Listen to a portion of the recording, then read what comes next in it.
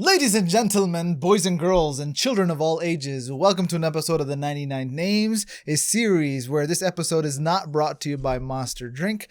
We just happen to be drinking it because we just got back from lunch, and it's a very refreshing form of iced tea with some extra B vitamins and things like that added in there, and lemonade. Basically, black tea lemonade. I just wanted to let him kind of just drown. As you can see, I didn't throw him a lifeboat. He kind of just wandered off, and the energy level just went down as he realized he's kind of on an island by himself talking about iced tea. All right. Assalamu alaikum warahmatullahi wabarakatuh. Just in case Bilal has the sense to edit that first part out, which probably won't happen, we are back to do another episode of the 99 Names of Allah, and this time we're going to be going over the name As-Sayyid. As-Sayyid. As-Sayyid. Basically, the claim that is so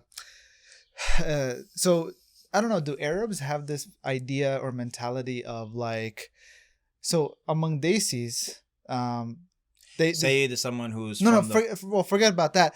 So like, is it common amongst Arabs to be to be called to be told that you are a sharif individual, meaning that you're a good, upstanding person? Does that happen amongst the Arabs? Of course. Okay. So I called my dad late night one day, and I had my in-laws over, and my dad goes, no sharif individual is going to call at this late of the night. Yeah. And so we would say muhtaram. Okay. Respectable. Okay. So my father-in-law goes, we're not sharif, we're Sayyid.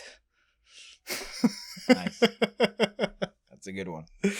So he said that to your father-in-law? My father-in-law said that to my dad. Yeah. So because my father-in-law's name is Syed Irfan Nasir. Yeah. And so when we did Nasir and Nasir, I was like, hey guys, check it out. Yeah. And so now that we're doing Syed, I'm gonna be like, hey guys, check it out. Awesome.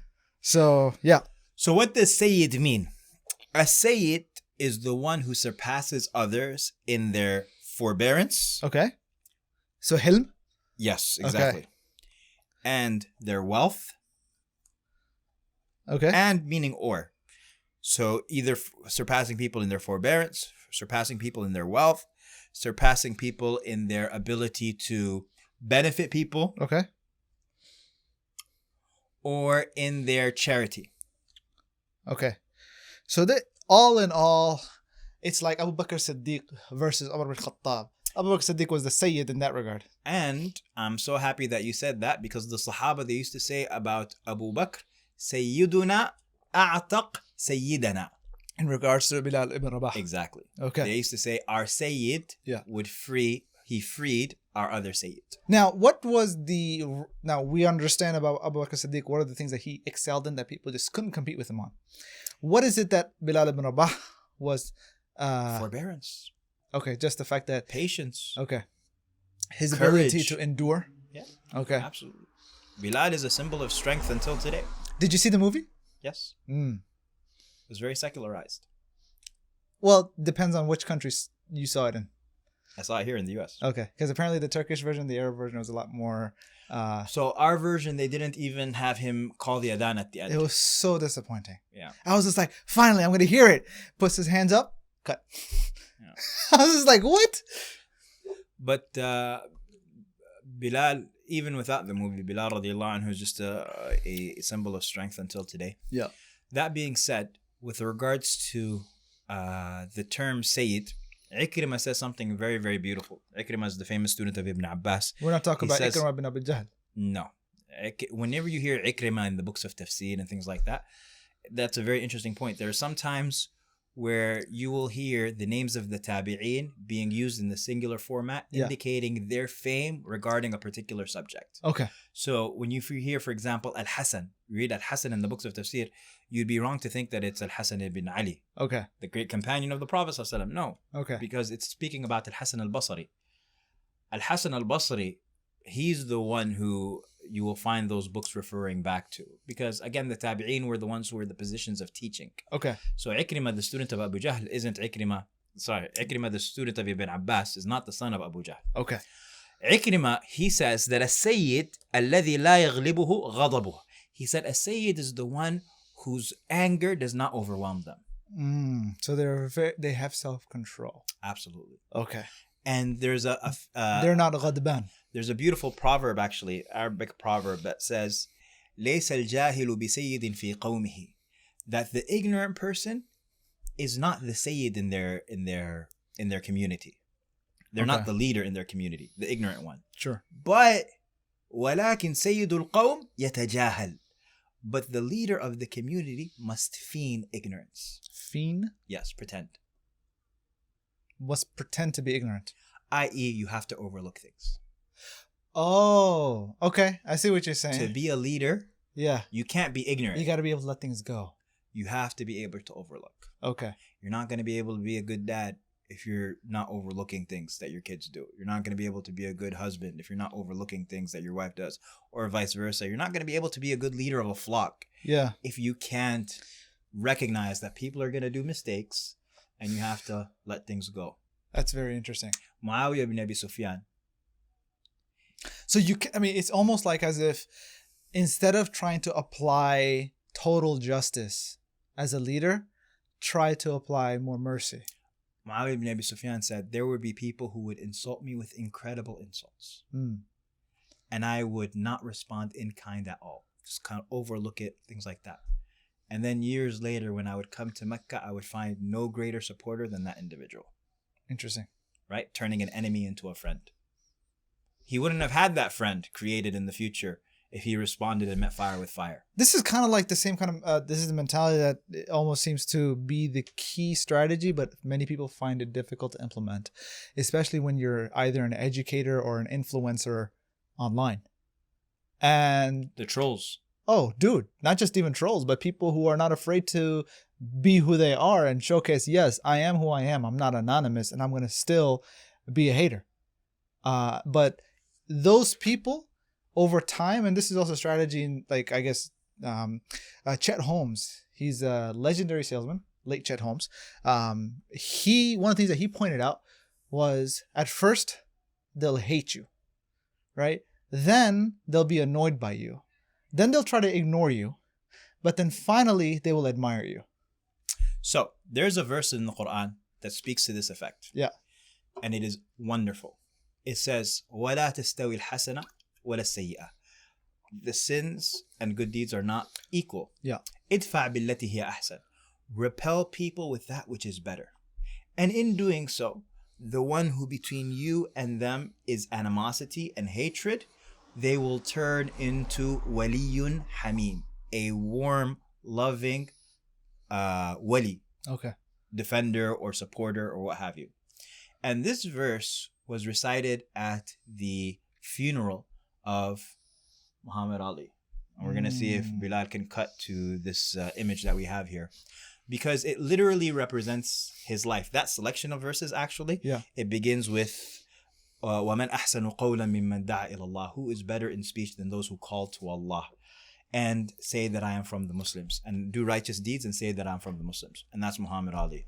To be unapologetically, absolutely, unabashedly Muslim, and to call people to him. Like, these verses were so appropriate to be recited at his funeral because they were literally like he embodied these verses. And so those people who at the beginning of his life hated him and all of that, they turned into his admirers. He became the most beloved man in the world, the most recognizable athlete, and someone who until today just represents the best that America has to offer. So the point here being is that you have to, but at the same time, he had to overlook a lot. Yeah. And he had to pretend like he's, maybe not just pretend, he literally had to forgive people for all of the harm that he incurred and let bygones be bygones and all of these types of things. And so Allah subhanahu wa ta'ala, being a Sayyid, indicates that he is the one who is not overcome by his anger and that he is Halim. He exercises restraint. Where do we get the notion that Allah is a Sayyid? Where is this name proven? It's actually proven in a hadith that's reported by Imam Ahmad, and Al-Bukhari mentions it in Adab al-Mufrad, and At-Tirmidhi, not At-Tirmidhi, but Abu Dawood and An-Nasa'i who mention it, where a group of people came to the Prophet ﷺ and they said, "You are Sayyiduna. You are our master." Okay. And the Prophet sallallahu alaihi wasallam They said that to the Prophet Muhammad. Yes, and he said, As-Sayyidullah tabaraka wa ta'ala. He said, As-Sayyid is Allah tabaraka wa ta'ala. So As-Sayyid is Allah. That is enough to make it a name of Allah subhanahu wa ta'ala. So the fact that he said it. Yes. Okay. Prophet sallallahu alaihi wasallam said Allah is a Sayyid. And so the Prophet is negating the fact that he's a Sayyid. And he's saying Allah is the Sayyid. Okay. But before somebody takes this and says, okay, you can't call a person Sayyid because the Prophet said a Sayyid is Allah. Yeah. The Prophet sallallahu alaihi wasallam at the same time, when he was doing it in the context of humbling himself. Okay. And not wanting to be praised in his own presence. And he didn't at the same time negate the statements of the companions. Yes. Whom called Abu Bakr He just Siddiq. redirected it. Yeah. And not them, just them. Yeah. But in fact, he himself, when Sa'd ibn Mu'adh one time was coming upon them, he said to the companion, he said, "Qumu ila sayyidikum." He said, get up in front of your Sayyid.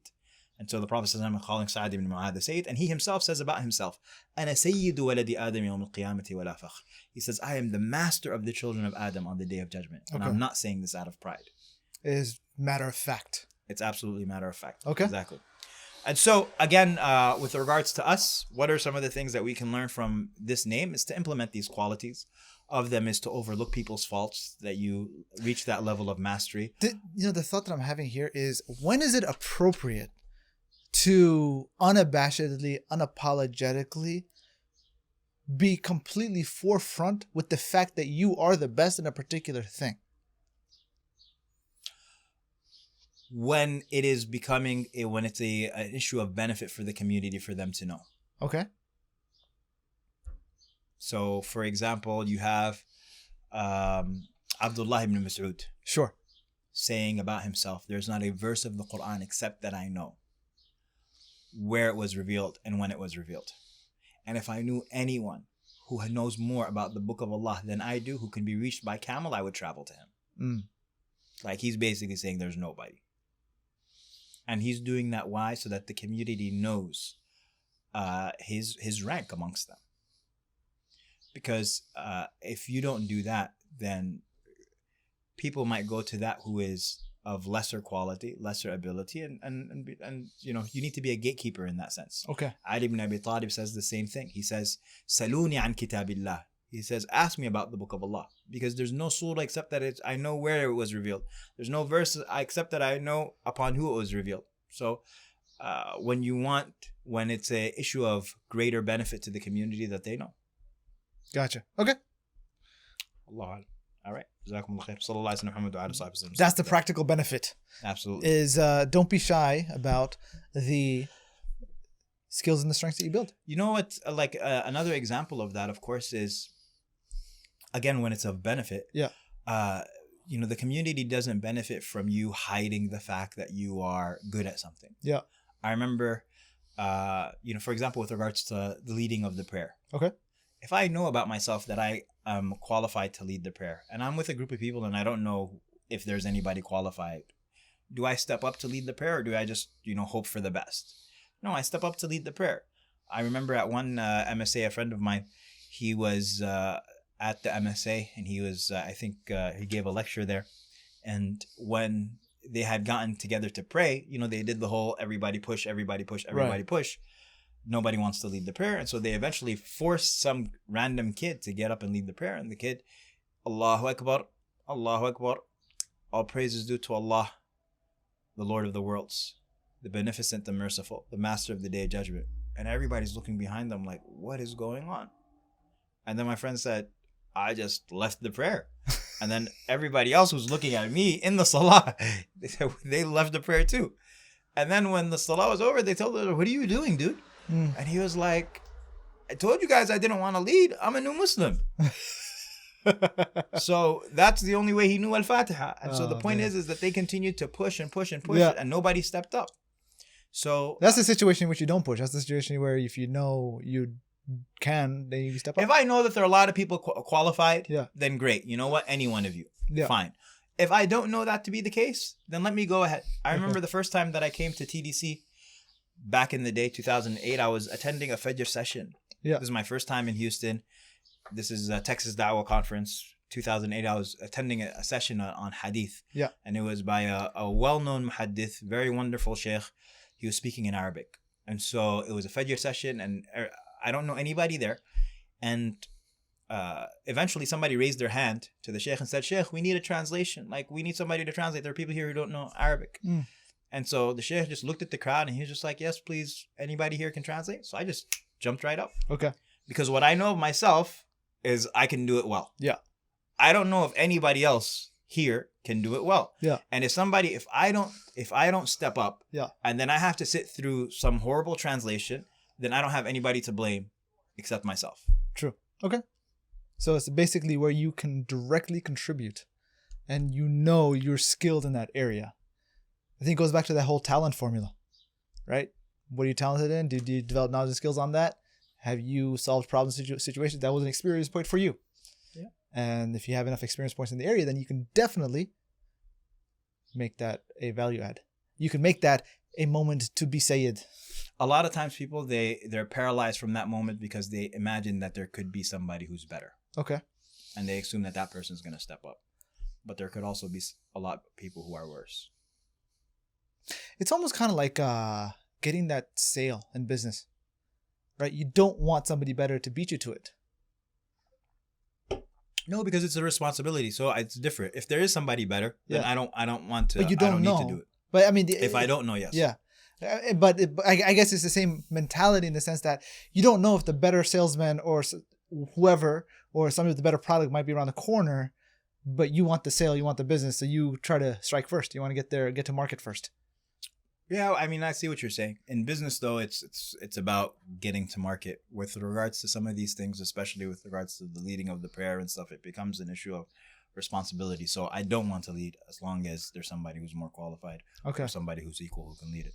Got it. Okay. Sallallahu Alaihi Muhammad. Interestingly enough, there are many hadith that talk about the virtue of being a mu'adhin. There are no hadith that talk about the virtue of being an imam.